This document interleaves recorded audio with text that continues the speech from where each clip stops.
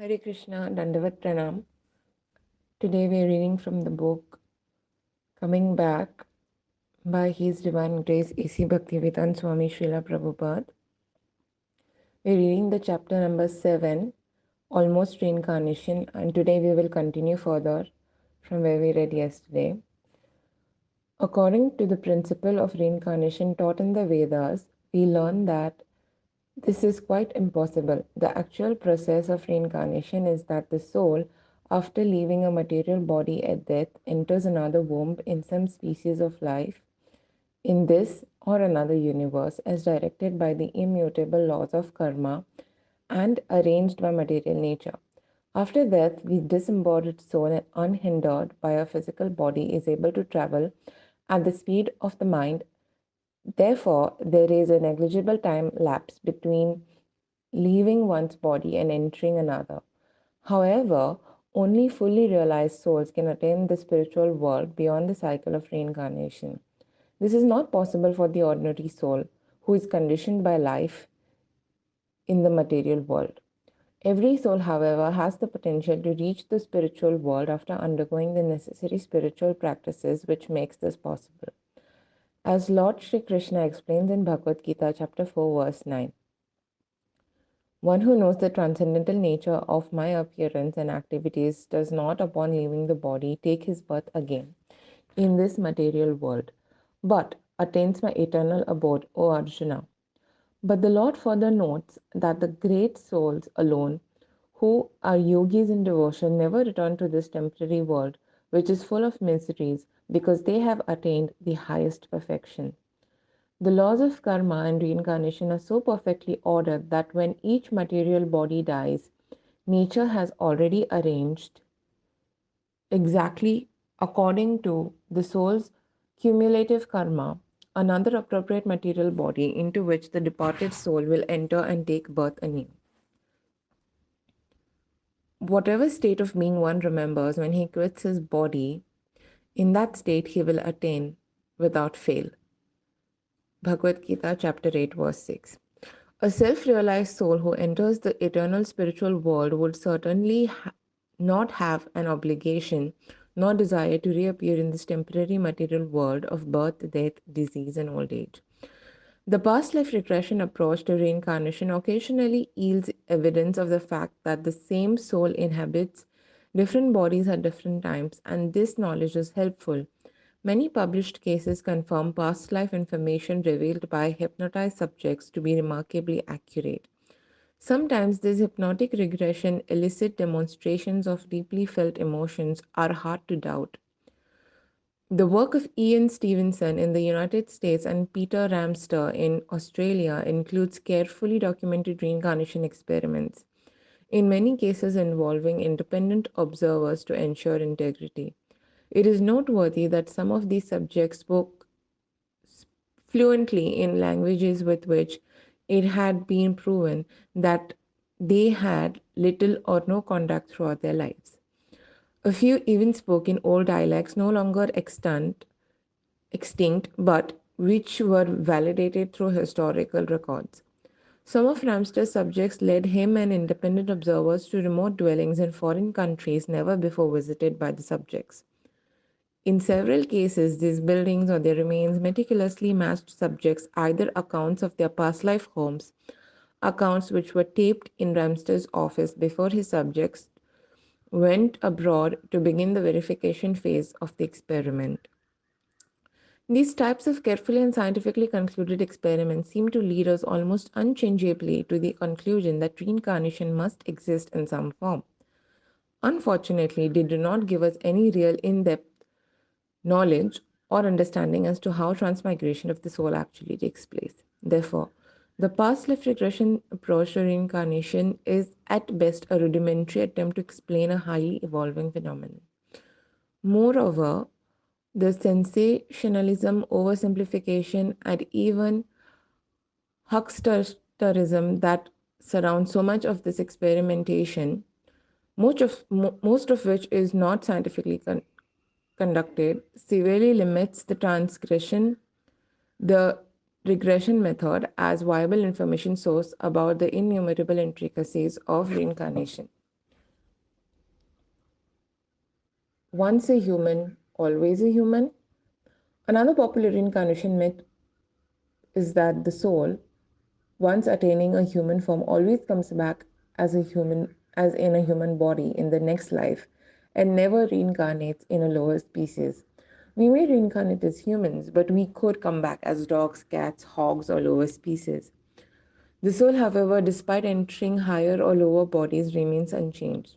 In any case, the type of body one gets in his next life will be determined by the type of consciousness he develops in this life and by the immutable law of karma.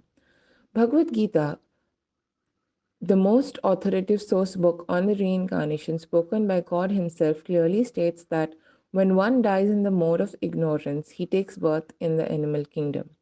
Bhagavad Gita, chapter 14, verse 15. There is no scientific or spiritual evidence anywhere for this fanciful once a human, always a human notion, which runs contrary to true principles of reincarnation. Principles that have been understood and followed by millions of people since time immemorial. Death is not a painless transition. Books that paint a rosy picture of death and assure man of a human birth in the next life are dangerously misleading. The authors attempt to portray death as beautiful, painless transition, an opportunity to experience growth and to progress to newer and higher dimensions of awareness and tranquility. Most chic reincarnation theorists would have us believing that after a brief period of cosmic slumber, we will experience a warm, drifting, floating sensation as the soul slowly proceeds towards its next human body. Then we are told we enter a cozy human womb where protected from cruel outside elements, we will lie comfortably curled up until the time when we emerge, freeing ourselves at last from the shelter of our mother. All this sounds wonderful, but the harsh truth is that birth and death are odious, agonizing experiences. The great sage Kapila Muni informs his mother from about the true nature of the death experience. In that diseased condition, one's eyes bulge due to the pressure of air from within, and his glands become congested with mucus. He has difficulty breathing, and there is a rattling sound within the throat. He dies most pathetically, in great pain and without consciousness. The soul is so habituated to living in the body that it must be forced out by the laws of nature at the moment of death. Just as no one likes to be forcibly evicted from his home, the soul naturally resists eviction from the material body.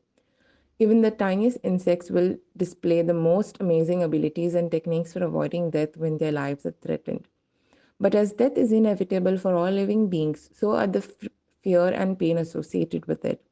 Vedic literature informs us that the only self realized liberated souls have the power to experience death without anxiety. This is possible because such highly elevated personalities are completely detached from their temporary bodies, fixed in knowledge that they are spirit souls with an eternal non material existence independent of all material bodies. Such great souls remain in a state of continuous spiritual bliss and are not bewildered by bodily pains and changes at the time of death.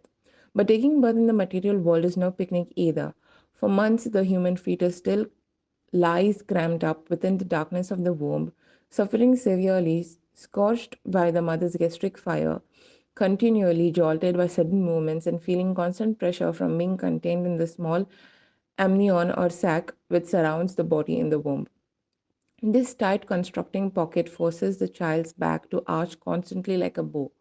Further, the unborn child is tormented by hunger and thirst and is bitten again and again all over the body by hungry worms in the abdominal cavity. Birth is so excruciating, the Vedas say, that the process eradicates any past life memories one may have retained. Vedic literature explains that a human body is very rare. In another world, in other words, most living beings in the material world have assumed non-human forms. This happens when the soul gives up the purpose of human life, namely self-realization, becomes entangled in animalistic desires. It must then take its next birth in the animal or lower than animal kingdoms. Theories about reincarnation, as described in popular literature, should be seen for what they are: beliefs, opinions, suppositions, and mere speculations. The physical universe is governed by laws. Other set of laws govern the subtle universe, including the law of transmigration of the soul and karma. It is under these subtle, stringent laws of nature described in Bhagavad Gita and hundreds of other Vedic literatures that the actual process of reincarnation operates. These laws do not spring into existence whimsically, but function under the control of the Supreme Controller, Sri Krishna, who confirms in the Bhagavad Gita, chapter 9, verse 10. This material nature is working under my direction. Under its rule, this manifestation is created and annihilated again and again. Fashionable notions about reincarnation may be amusing and appealing, but our own destinies are much too important to put our faith and belief in frivolous, grossly simplified, inaccurate, and misleading speculations, no matter how attractive they may seem.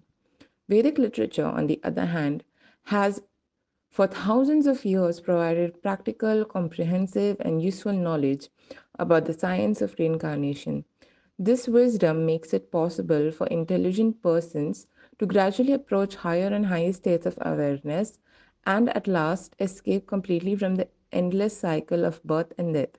This is the real goal of human life. Thus, we come to the end of chapter 7. All glories to Srila Prabhupada. Srila Prabhupada ki jai. Hare Krishna.